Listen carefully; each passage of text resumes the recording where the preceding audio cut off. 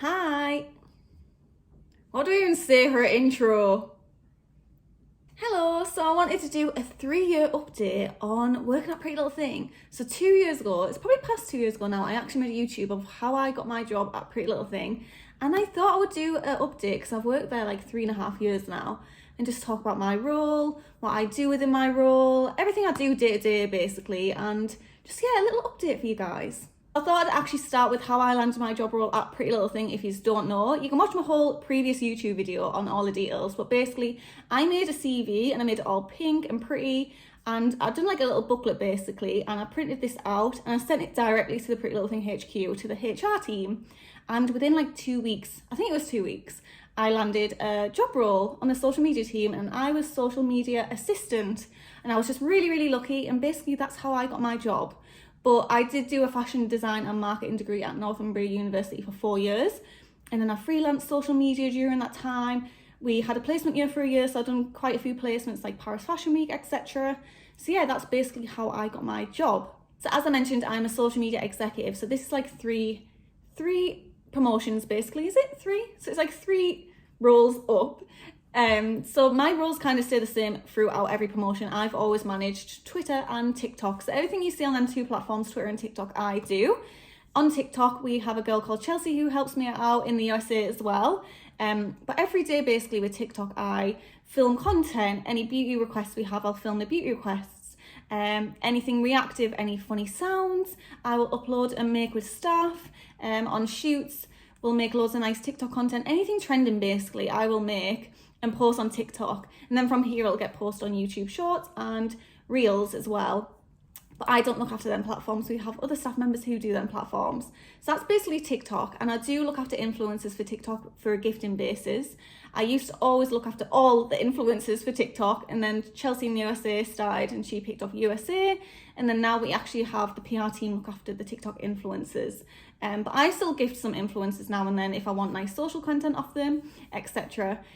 So that's basically TikTok, and I post all the time, every weekend, and it's like my little baby. I absolutely love TikTok, and that's why I started my own channel as well, because if I'm doing TikTok as a full-time job for a brand, why not start my own, you know what I mean? So as I mentioned as well, I look after Twitter. So Twitter, I just schedule every single day over the weekends. So many posts go out every day. So this will include like promo pushes, beauty pushes, any new campaigns. So if we have a new Molly-Mae launch, I will post about that. And then the key is reactive content. So basically if someone's pregnant, if someone's getting married, we have to be the first to post about this, and it will go off. And Twitter's a good like platform for things to go off as well. I feel like Twitter is very conversational, and yeah, it's just a really fun platform, I feel. And originally I didn't look after Twitter, but I love Twitter. I'm a Twitter user myself. I really get Twitter. So I asked if I could look after that channel, and they give me it, which is really good. So yeah, day to day, that is Twitter basically. It's pretty easy, but it's time consuming as well. Everyone wants to know what I do day to day, and as I mentioned, I can't like show 90% of it when I film these TikToks, when I do a day in the life working at Pretty Little Thing. So basically I will just catch up on admin when I log in. I normally start about 8 AM.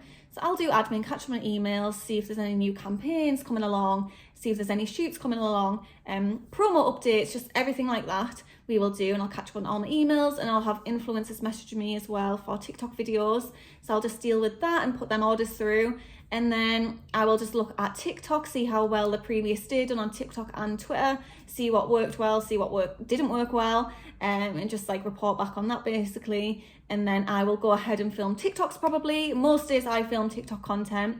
So someone in the group chat will be like, oh my God, I've seen this TikTok video, let's do it. So I'll literally just go ahead and do it. And it's really good, it's really easy. So I'll just make it and upload it, and it's just really relaxed vibes when it comes to TikTok and Twitter, to be honest.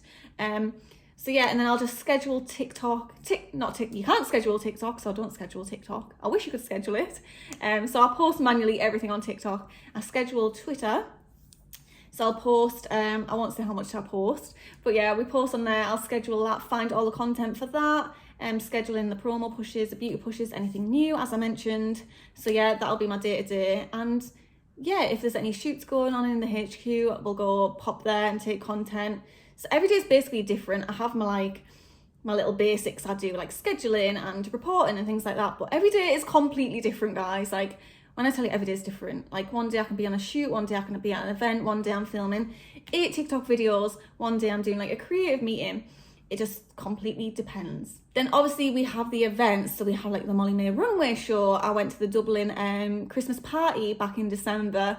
So we will go to them events and we'll capture content depending on how many staff members are there. So for the runway show, I looked after TikTok live. So we live streamed this on TikTok. So that was kind of my job role, and looking after the the red carpet. So we were interviewing with Nat, all people coming on the red carpet. So I was capturing all their moments. And then I went down to the runway and live streamed that on TikTok, and just, that was kind of my role for the day. So it can be kind of different. We done We Are Festival as well, and I just solely looked after TikTok on that day. Normally we do like an Instagram story takeover. I haven't done one of these in a while. But yeah, I normally look after TikTok, of course, because that's my channel. So I'll just capture really fun TikTok content, do all the trends. I'll do like a massive, is it like a brief? I can't think of the name. I'll do like a massive brief. I don't think brief is the word. I'll do a massive plan of what I want to capture, what trends I want to capture, who I want to capture it with, because we'll obviously have the guest list prior to all these events. So yeah, I looked after TikTok for We Are Festival, and that was really fun. It was so successful. Yeah, and it was just amazing. And then we have Dublin. I've done a few more, but these is what I can think off the top of my head. Dublin was a party, so I just captured fun content, people dancing, people drinking, the support act who was performing, and yeah, I just ended up editing that on the night, and we upload that straight away in the morning, and that went on Reels and TikTok. There wasn't the YouTube involved in that, but yeah, that's kind of day to day. We go on shoots like maybe once every week at the moment, but some of them will just be in London, some of them will be in house. The ones abroad are probably like every month or so. I also think what everyone wants to know about is like me going on photo shoots. So everyone sees all these photo shoots that go on my TikTok and Instagram, and I bet everyone wants to know about these. So basically everyone in the team, except from like we have social graphics, everyone who's in the social media team will go on shoots or like events, etc. So if we have a photo shoot, say in France, one of us will get sent to France, and we will make the YouTube content, we'll make the reel content, we'll make the Instagram content, make the TikTok content, and we'll always do like a BTS video. So that's what like the shoots entail. So basically we have to be with our phone in our hand from landing to getting on the flight, basically, and capturing all the content. You don't want to miss anything. If someone does something funny, if something funny happens, like you do not want to miss it. So you have to have the camera on at all times, which can be long, but it's really, really fun. And just to get to travel the world is absolutely amazing. And my favourite place I've probably been is, I don't actually know, maybe like the Malfi course with Molly-Mae. That was really, really nice. We went there for 3 days, I believe, and it was really hot, and it was just amazing to see somewhere I would never go. Well, I probably would go there, but you know what I mean? Just really nice. So that's what kind of like a photo shoot entails from the social media team. So I wanted to talk a bit about what a photo shoot is actually like. So I'm going to go back to the Malfi course photo shoot we did in Italy, and what that kind of looks like for me as my job role. So basically we will fly out to Italy. So this is what we've done. And we've done a recce the first day. So a recce means that we look at all the locations, see if they're right for the campaign, and see if we actually like them. Because obviously you just look at them on the internet, basically. So we'll see if they like them and just do some test shots, etc. without the model, so without Molly. And then the next day we'll go back to the location number 1. We'll always have a few locations. So we wake up about 5-6 a.m. Molly will get her hair, makeup done, and then we'll head to the first location. We always have loads of nice breakfast, and we'll have a full production team who help us out with anything. So if you need anything at all, the production team will literally help you. We always have so much food and drink on shoots, and it's just absolutely amazing. So yeah, I basically follow Molly-Mae about with a camera and just capture like any funny bits. I'll get to do speaking bits, I'll get to do vlogs, I'll get to do little cute transitions for TikTok. Any TikTok trends I've seen, I'll get to do as well. Loads of transitions we'll try do. And yeah, we'll just follow her about. So that's what I did. And we went to loads of locations, had loads of food. Of course, we'll have dinner and tea. And then when we wrap the shoot, which is normally about 6-7 o'clock depending, we'll all go for like a celebration dinner, which is really nice. So the whole team, whole production, we'll go for dinner, and we'll just have really nice dinner. in Italy. So of course, like pasta and Aperol spritz. So that's what we had. Then the next day, we'll just fly back, and then I will get back to work and I will edit the content. So I send all the content to the video team. They edit completely like the YouTube video and the reel and the campaign videos. And I will edit just like little TikTok videos, like a real TikTok video as an extra. So I'll just look through all the content basically. And yeah, that's what I kind of do when I get home. And then you just, maybe like a week later, it'll be live on site and we'll just post about it, and you post all the content.